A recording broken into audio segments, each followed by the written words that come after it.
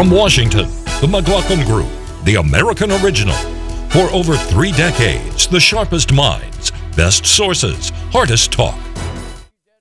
The McLaughlin Group is brought to you by Siemens. Across the country, we're building answers for hospitals, utilities, cities, and factories. And we're building them to last. Siemens Answers. Are you still sleeping? I just wanted to check and make sure that we were on schedule.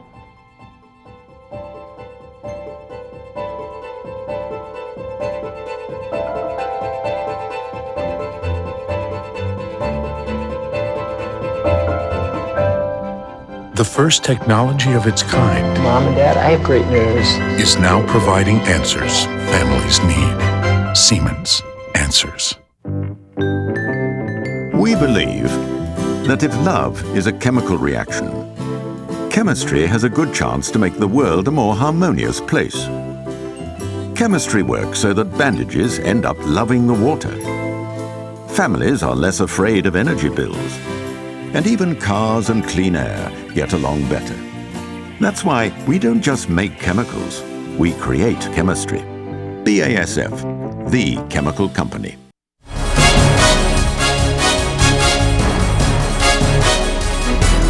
Issue 1, Benghazi Revisited.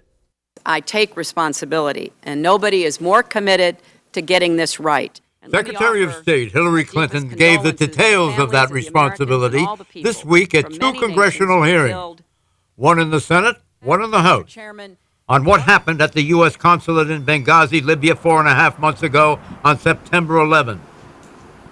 4 Americans were killed in the attack, including the U.S. ambassador to Libya, Christopher Stevens. Secretary Clinton became emotional as she described the scene at Andrews Air Force Base in Maryland, just outside Washington, D.C. I stood next to President Obama as the Marines carried those flag-draped caskets off the plane at Andrews. I put my arms around the mothers and fathers, the sisters and brothers, the sons and daughters, and the wives left alone to raise their children. In Libya, before the attack, Ambassador Stevens cabled the State Department asking for more security. At the hearing, the Secretary was asked about how this request and others like them from the U.S. Embassy in Libya were handled. The specific security requests pertaining to Benghazi, were handled by the security professionals in the department. I didn't see those requests. They didn't come to me. I didn't approve them. I didn't deny them. Hearing this, Senator Rand Paul on the Senate Foreign Relations Committee said this to the Secretary. Had I been president at the time, and I found that you did not read the cables from Benghazi, you did not read the cables from Ambassador Stevens, I would have relieved you of your post. I think it's inexcusable. Senator Ron Johnson charged the administration with falsifying details of the assault. We were misled that there were supposedly protests and then something sprang out of that, an assault sprang out of that.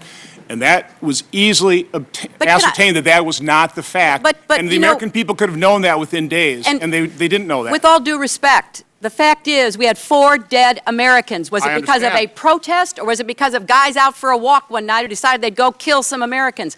What difference at this point does it make? It is our job to figure out what happened and do everything we can to prevent it from ever happening again, Senator. Is she right? What difference does it make? Or is she wrong? I think it does make a difference, John, but I think she handled herself extremely well. Look, there are 3 questions. Why was security not provided despite the pleas? Why was help not sent to these guys over 7 hours of attacks?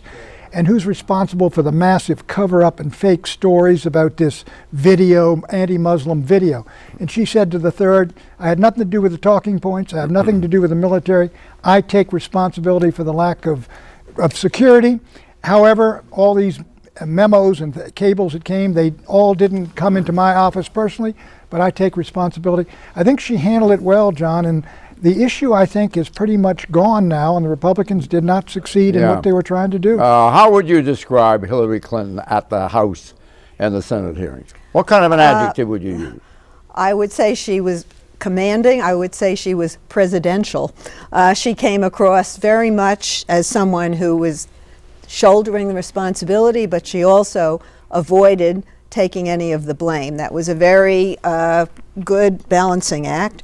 And she handled all of the questioning, and I thought she brought some reality to this. The Republicans say, oh, the State Department could easily have known what was happening. First of all, what we've learned since is this outpost was basically a CIA operation. You don't talk about these things in public. The right wing had this fantasy that they were watching the demonstrations and the attack unfold in real time on video. I mean, none of that happened.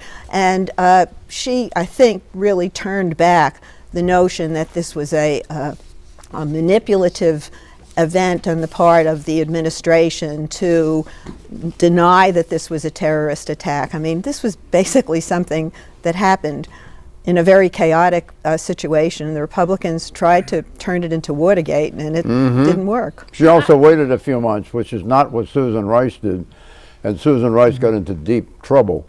Well, I disagree with a little bit. In other words, she held off before saying anything about it for a couple of months. Well, she had nothing to do with the aftermath, John. Who didn't? Susan Rice, that's all the aftermath. You don't understand me. Susan Rice went on television early. She was sent out to do it, and Hillary she had did, nothing and to do with it. Hillary waited, and she did, that helped her in this Well, she escaped the presentation. heat. She escaped the initial heat of all this, and she had a lot of time to think of a good way to kind of get out of the blame game here. And really, this hearing, I think the worst thing about this hearing was, aside from the politics, is we still walked away without any answers here. I mean, there are, yes, 4 dead Americans, and one of whom was pleading for extra help, extra security from the State Department, and he didn't get it. And there were no clear answers as to why. All we got out of it was that Hillary Clinton was not to blame.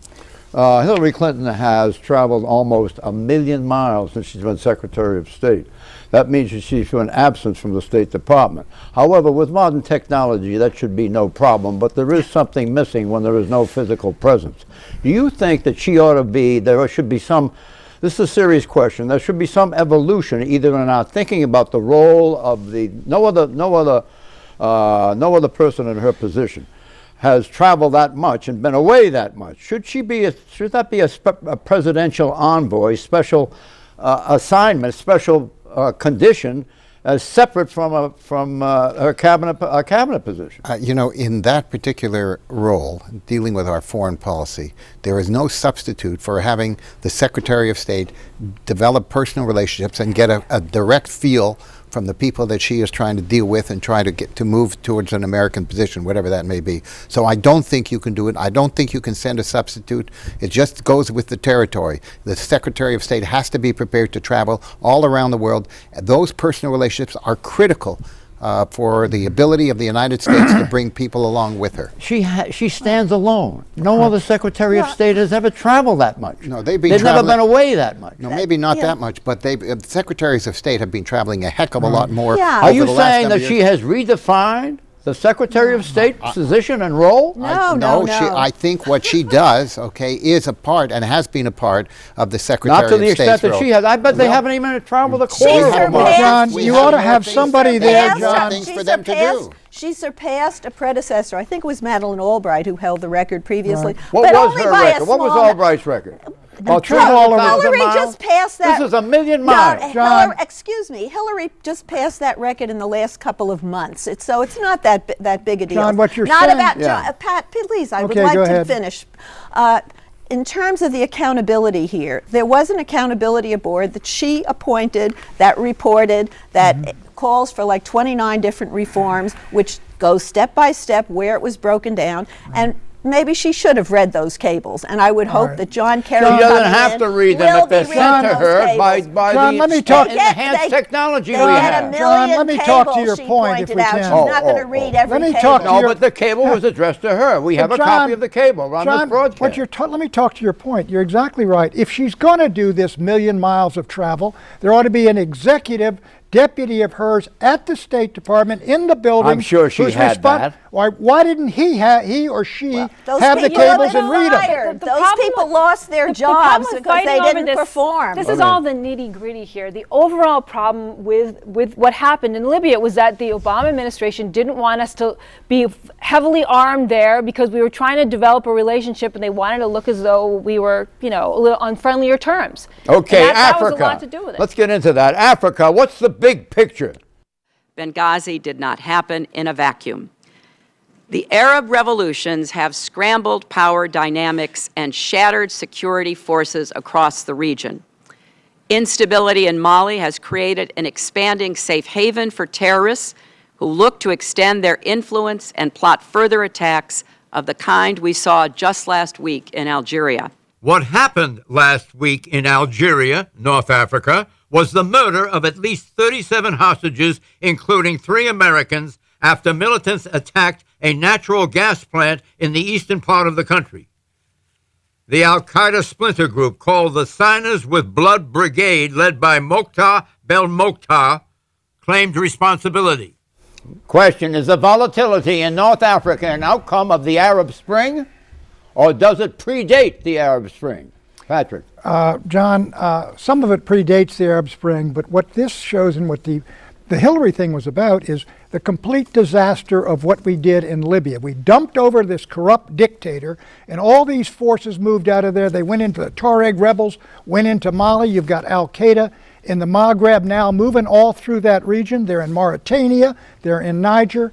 And the point of the whole thing, when you go back to this, what happened in Benghazi, John, the point of this is that the administration covered up the fact that Al-Qaeda was not on the run, it was not on the path to defeat, it was responsible for what happened in Benghazi, and it is all over the place now.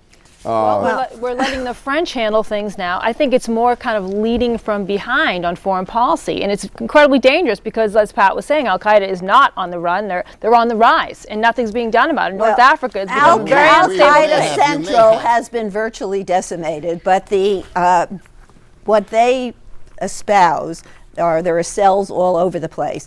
And I think the administration is, you have to be engaged, but you handle in a different way. They're not going to put boots on the ground. They're going to assist the French. The French have more of an interest in Mali than we do. And you're going to see more use, probably, of drones, which is controversial in and of itself. But the administration is not ignoring this area. And all of the critics are out there saying, do this, do this, do this.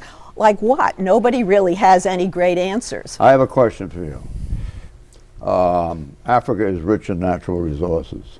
The Chinese know that. The Chinese have penetrated a lot of Africa. Are we missing the boat? Well, I don't know that we're missing the boat, but certainly China is in a very different position than us, and they have the people who can go in there and live in that kind of an environment. What does that mean? It means it's a much more difficult... So what does it mean about the Chinese you're talking about? They have a huge appetite for the kind of natural resources, and they're willing to pay for it. And we don't? Oh, no, we do, but we have other sources, okay, than the Chinese do. And the fact is that this is something that gives them a primary call on a lot of the resources of that region. They've put in a lot of money. We haven't been willing to do that, nor have we wanted to put boots on the ground. Well, we got 2 reasons for being there. One, Africa, as you point out, is the central front with Al-Qaeda. Number 2, these resources that we really have not been attending to in any fashion resembling the Chinese. That's correct. Is that true? Chinese will deal with anybody. They're right there in the Sudan, any place. They will go and deal with anybody. They were in Africa early. They put cash on the barrelhead. They're all over Latin America. They're all over Africa, John. They are dealing in a commercial, mercantile way with these regimes, and we have a foreign policy that deals supposedly with values. Enough of Africa. Change of venue, Israel. Meet Yair Lapid. Benjamin Netanyahu won a re-election, but it was a squeaker. A new arrival on the scene is TV personality, author, journalist, and politician Yair Lapid, who leads Israel's Yesh Atid party. Question, Mort, why has Netanyahu lost steam, and what's behind the emergence of Yariv? Well, this is a very interesting evolution in Israeli politics. There's no doubt but that this election, in fact, was a defeat for Netanyahu. And meaning what? He won the election. He may be the next prime minister. His party went down from Who 40. Is, Yair? No. Netanyahu. Netanyahu's party, his own party, went down from 42 seats to 31 seats. So, in fact, his party, the Likud party, had fewer seats. This guy came out of nowhere. It's his first time running for office, and he got 19 seats. He became the second most important party out of nowhere. And so he has become the star of this thing, okay? And Netanyahu is going to have to make a deal with him and form a coalition. All of Israeli politics are splintered, but it's never been anything like this. And now Netanyahu is going to have to move, if I may say so, because he had so much pressure from the far right. This is now a center right. It's going to be a much more pragmatic and a much more open government. How long is his term? until 5 years. They call for nominally. It can be as much as 5 years, but it almost never lasts 5 years because the how long do you coalitions think he's break going to it. be prime minister? I think he'll be prime minister for the next 3 years at least. Yeah, What happened to Olmert? What What happened to Olmert? I thought he was going to do something. Well, listen, Olmert, in my judgment, if Olmert had been the prime minister, or Sharon had been the prime minister, or Rabin had been the prime minister, you would have had a settlement of the Israeli-Palestinian. Lapid did not exactly come out of nowhere. He's been a popular on-camera broadcaster. His father created a centrist party. He looks like an Israeli George Clooney, and he's really captured the imagination of the young. In part, his main issue was that the ultra-Orthodox should not be exempt from military service. And so I think he's a critical player here going forward. I just want to know whether Netanyahu is reductively through. This is No, John. Not it's now. not good for him. No.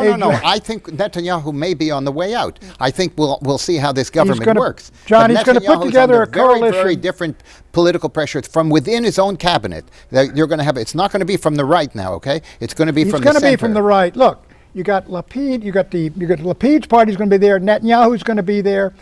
His own partner in there, who's a far rightist, and Naftali Bennett, or the Shas party is going to be there. What's the point? It's a coalition coming of the good, the bad, and the ugly. Issue 2, Inauguration Day. We, the people, declare today that the most evident of truths, that all of us are created equal, is the star that guides us still. Just as it guided our forebears through Seneca Falls and Selma and Stonewall, just as it guided all those men and women, sung and unsung, who left footprints along this great mall, to hear a preacher say that we cannot walk alone, to hear a king proclaim that our individual freedom is inextricably bound to the freedom of every soul on earth. On Inauguration Day, Monday, President Barack Obama gave his second inaugural address to the nation. It ran 18 minutes and was delivered before a throng of hundreds of thousands assembled on the National Mall. Question, was President Obama's speech unabashedly liberal? I ask you, Susan Ferricchio. Of course. It was everything he said, from talking about gay marriage, immigration reform. All these things are part and parcel of the liberal agenda. It was, and if anything, a lot of people were saying, I was reading, if you're reading Twitter at the time, people were saying, wow, this is surprising that he's really willing to go right into gay marriage. He's the first person in an inaugural speech to say the word gay. I mean, it was very liberal. Well, this is the problem that the Republicans face. If they think all these great issues of the day are solely the province of the Democratic Party and liberalism, they're never going to win another election. I think the president did a great job rooting these ideals and these values in the great traditions of the past, in references to the founding fathers, in talking what Dwight Eisenhower did, previous presidents. It was a stirring speech that will go down in history. If you think the Stonewall riot in a gay bar in Greenwich Village can be traced all the way back to Bunker Hill and the Founding Fathers, you don't read what the Founding Fathers believed or said. Okay, let's play another bite. Let's play another bite of the president. Excuse me. Let me play another bite of the president. It's a living document. The president alluded frequently to the U.S. Constitution, the nation's founding document, one that the president made clear is not set in stone. We have always understood that when times change, so must we. That fidelity to our founding principles requires new responses to new challenges. Being true to our founding documents does not require us to agree on every contour of life. It does not mean we all define liberty in exactly the same way or follow the same precise path to happiness. Progress does not compel us to settle centuries-long debates about the role of government for all time, but it does require us to act in our time. Question, given this passage, is there any doubt in your mind that President Obama's view is that the U.S. Constitution is antiquated? I wouldn't say antiquated, but I would say that it's past time for people to hide behind the Constitution and fail to face the challenges of today. And the most immediate issue that comes to mind, of course, is gun violence. And to rely on a Second Amendment that basically talks about creating militias to put down rebellions, to apply that today to an unfettered right to have assault weapons with 30 or 60 rounds so you can go out and gun down little children, that then the Constitution can be interpreted in a more elastic way. Don't you think he's doing us a favor by reminding us that it is a living document and it must be accommodated to the conditions of today? It is. But that doesn't necessarily, it has to be ripped apart or ignored in any respect. I agree with both sides of what you just said, but it is a living document. It has been evolving throughout the history of this country. The courts ultimately are going to be the deciders, as we say, over how far it can go and how far a government can go, but that there is no doubt but that we have allowed this Constitution and nurtured this Constitution as a living document because conditions change in the country. But John, he is claiming, this Eleanor calls it his revolution, and she's right, but the roots of this revolution on gay rights and modern feminism and all the rest, they go back to the 1960s. They do not go back to the Constitution of the United States, which was written by people who did not believe in equality. Are they consistent with the Constitution? The word equality is not in the Constitution, it's not in the Bill of Rights, and it's not in the Federalist Papers. Does that mean it's excluded from the thinking of the Founding Fathers? What Eleanor's talking about, the revolution, is a modern thing, and it can't be traced. Does he mean that as a living document, you can find it in the Constitution, but it's not going to be obvious? He can put it in the Constitution by subterfuge, but it's not there. Well, revolution is not a modern thing. Revolution goes back to the beginning of this country. And you cannot have a document. Let's close it in. The tone when talking about the Constitution during that speech was a little bit dismissive. Like, yeah, there's a Constitution, but look, we can work around it. That's just... Do you share that view? Did she use the word dismissive? Do you think you're exactly right? I think she's exactly right. No, it was reverential towards our beginnings and our Constitution and our forefathers. Was it dismissive at all? No, reverential. Look what happens. This is a constitutional document, so we have to pay it appropriate reverence. But it cannot be frozen. Otherwise, our country would come to a halt on so many ways. Exactly. So it is the role of government and ultimately the role of the courts, as we saw in the 1930s. Okay, to allow for some in point of fact, we have treated it as a living document. Absolutely. But it works. It works nevertheless. Because the seeds of for example, the women's right to vote and all of that. All of that is there, but it's not really antiquated in the form of buried. It's living, and that's the point he wanted to make. If we didn't allow it to be interpreted in some ways in the context of the modern time, it would become an antiquated document. Issue 3, combative women. General Dempsey and I are pleased to announce that we are eliminating the direct ground combat exclusion rule for women. Defense Secretary Leon Panetta, joined by the Chairman of the Joint Chiefs of Staff, General Martin Dempsey, announced this week an end to the 18-year 1994 prohibition that excludes military women from military combat. In so doing, the U.S. joins other Western countries, Germany, Italy, Canada, Denmark, Finland, Norway, Sweden, Serbia, Switzerland, Israel, even New Zealand, already allow women in combat roles and frontline positions. Out of the more than 6,400 total Americans killed in Iraq and Afghanistan, at least 130 American women have been killed in the line of fire, and the number of American women wounded is over 800. Soon, women will be able to fight back on the front lines and in elite special forces.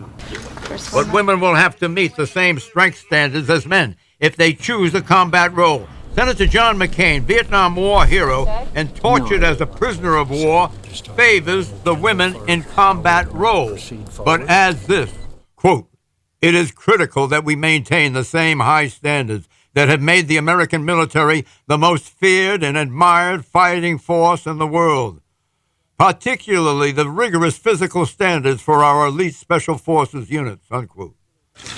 Allowing women in combat roles will open up more than 200,000 jobs to women, mostly in the Army and Marine Corps.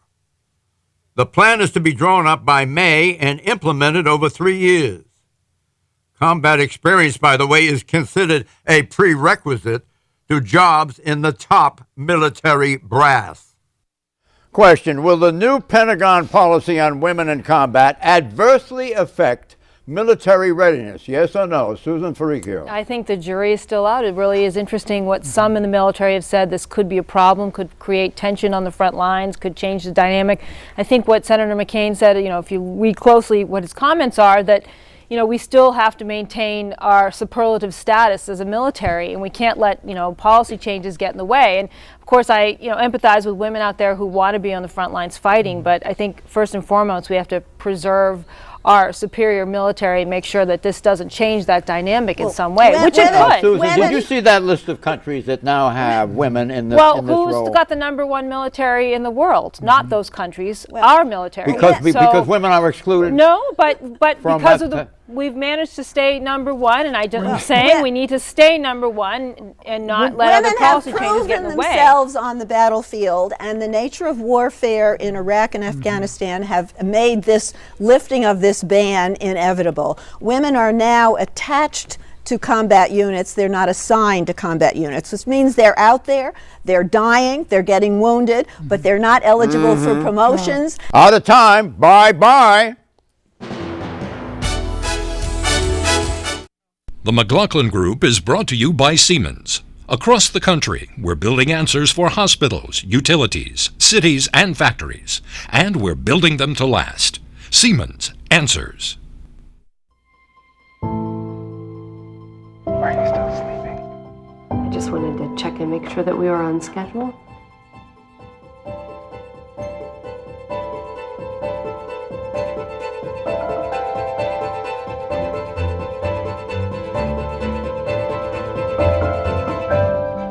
The first technology of its kind Mom and Dad, I have great news. is now providing answers families need. Siemens Answers. We believe that if love is a chemical reaction, chemistry has a good chance to make the world a more harmonious place. Chemistry works so that bandages end up loving the water. Families are less afraid of energy bills. And even cars and clean air get along better. That's why we don't just make chemicals, we create chemistry. BASF, the chemical company.